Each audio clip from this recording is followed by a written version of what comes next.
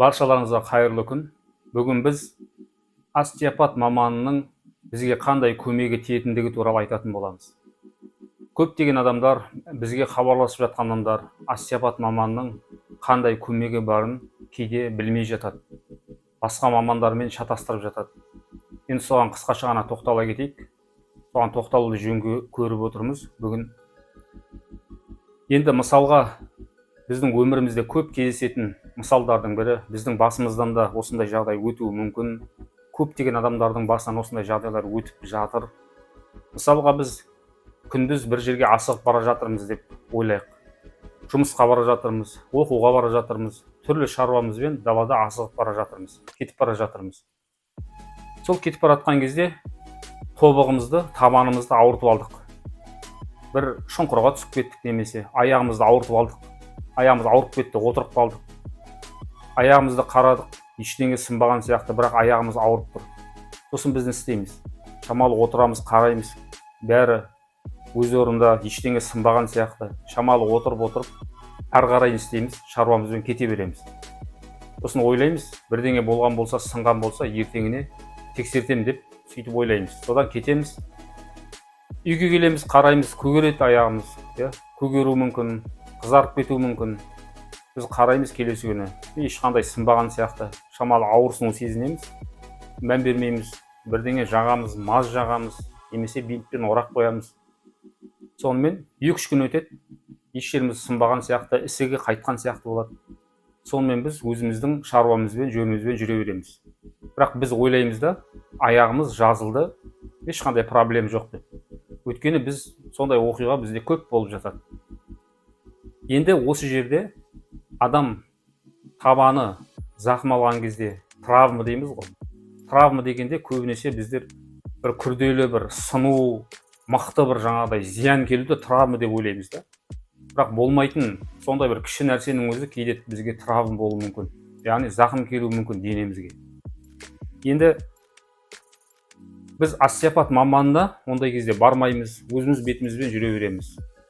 Негізі остеопат маманына бармай, өзіңнің бетіңде жүре беретін болсаң, жаңағыдай біз травма алған жағдайда бізге 3-7 кемі уақыт керек болады да.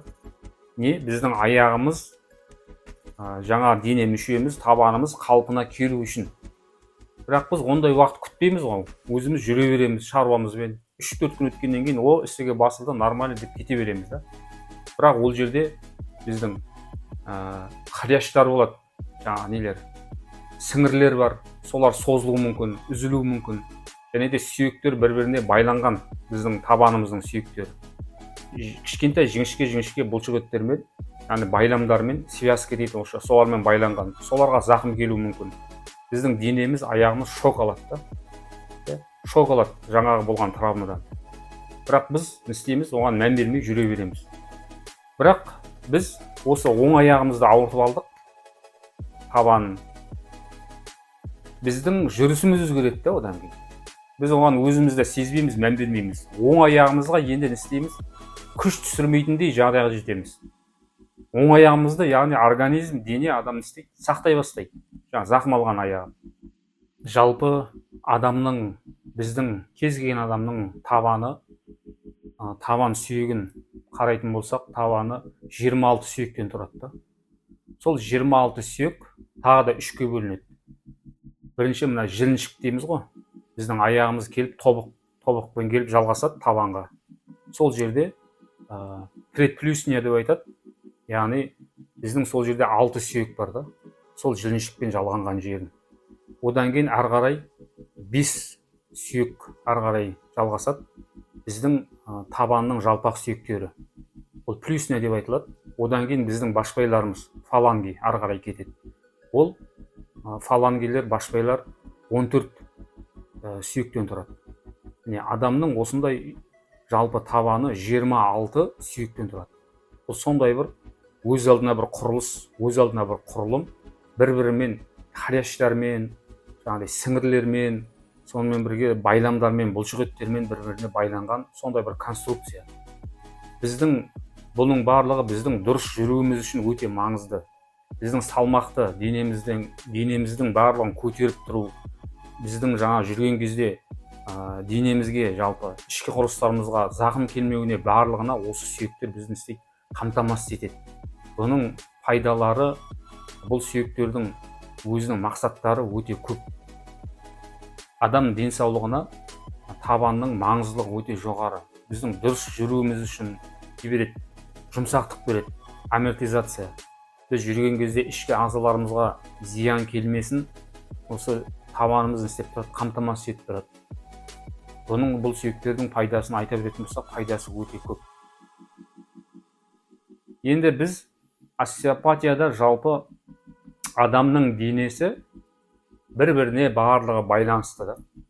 Біздің бір жеріміздің зақым алуы, бір жеріміздің ауруы келесі жерге әсер етеді.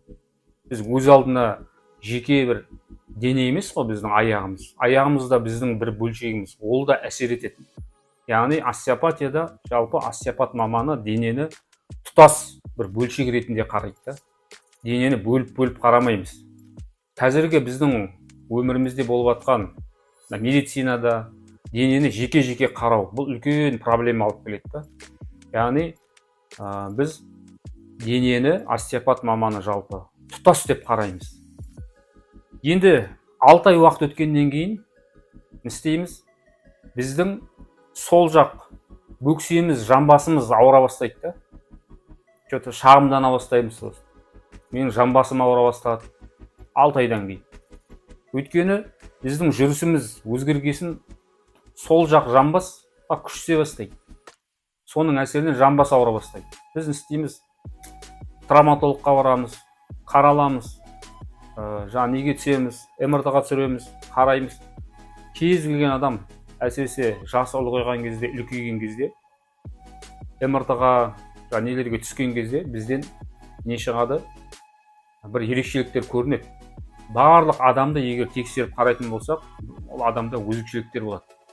Сосын бізге айтады, мынаған жаңада укол алу керек, дәрі алу керек, анау-мынау, сонымен емін аламыз, қойған сияқты болады. Тағы да бірталай уақыт өткеннен кейін сол жақ иығымыз ауыра бастайды. Қолымыз көтертпеуі мүмкін. Ол жаңа айтқандай біздің алған табанымыздағы кішкентай травманың әсері. Өйткені біз жүрген кезде не істейміз? Оң аяғымызды сақтағаннан біз оң аяқты алдыға шығарып бұлай жүреміз ғой. Қадам жасаған кезде оң жағымыз, аяғымыз көтерген кезде біздің сол жағымыз былай бұрылады. Адам осылай жүреді. Енді бұрынғыдай емес. Біздің оң аяғымыз сақтап дұрыс баспағаннан біздің иығымызға күш тие бастайды одан. Бұның барлығы механика, қарапайым. Иығымызға күш тиеді. Сосын барып қолымыз көтерілмей қалады бара-бара, мүмкін. Онда барамыз, қараламыз басқа травматологқа. Иығым ауырып жүр, қарайды. Бүйту керек, сөйту керек. Түрлі жаңадай сұйықтықтар жіберу керек дейді.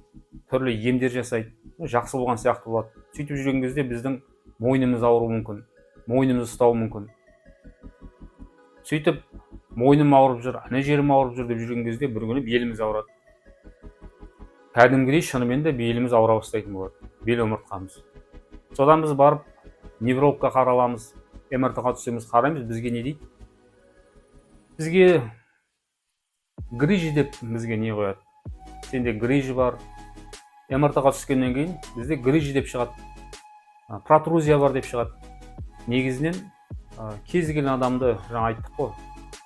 МРТ-ға түсіп қарайтын болсақ, грижи, протрузия бәрінде болады. Бірақ ауру жаңағы адамды ауыртып жүрген ол грижидан болмауы да мүмкін. Ол грижи әсер етпеуі де мүмкін. Грижінің түрлері көп болады. Бізге содан кейін істейді, ол адамға операция жасау керек дейді. Сонымен әңгіменің қысқасы операция жасалады. Бірнеше жылдар өткеннен кейін, бір жыл өткеннен кейін, 2 жыл өткеннен кейін келесі омыртқасына шығады да грижи. Жасаған келесі үстіндегі омыртқа грижи болып, оған да операция жасау керек болады. Неге? Өйткені бізге түсіп тұрған напряжение, күш денемізде, омыртқамызға ешқайда кеткен жоқ та. Ауру омыртқаны алып тастағанмен, ауру омыртқаға жаңадай грижisi шығып кеткен омыртқаға операция жасалғанмен, біздің денеміздегі напряжение, түсіп тұрған күш ешқайда кеткен жоқ. міне соңы осындай. Біз сөйтіп неше түрлі аурумен, неше түрлі сырқаумен ауырып, денеміз ауырып, осылай бірінен кейін бірі ауырып, осылай жүре беруіміз мүмкін. Енді осы уақытта біз мысалы остеопат маманына баратын болсақ, жақсы білетін остеопатқа қаралатын болсақ, біздің денеміздегі первопричина дейді ғой, ең бірінші ауруға себеп болған нәрсені табу керек та. Остеопат маманы, жақсы білімді остеопат бізге осыны анықтауға көмектеседі. Яғни біздің басында алған травмамыз, қолғабымыздағы, аяғымыздың, соны тауып, сонымен жұмыс жасап, және де көп уақыт өткен болса, егерде тек қана сол жермен ғана жұмыс жасалмай, сонымен бірге өзгеріске біздің денеміз ұшырады ғой. Аяғымыз травма алғаннан кейін денеміздің перестройкасы барлығы өзгерді. Денеміздің қозғалуы, омыртқамыздың, жамбасымыздың, иығымыздың, қолымыздың қозғалысының бәрі өзгерді одан кейін. Соның бәрімен де қайтадан жұмыс жасауға тура келеді. Жаңағы остеопат маманы сол табаннан алған травмамен бірге өзгеріске ұшыраған басқа да адамның денесіндегі өзгеріске түскен ағзалармен істейді, жұмыс жасайтын болады.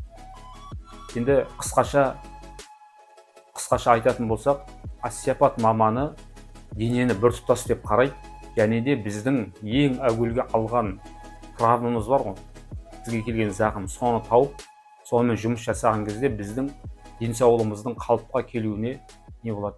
Себепші болады.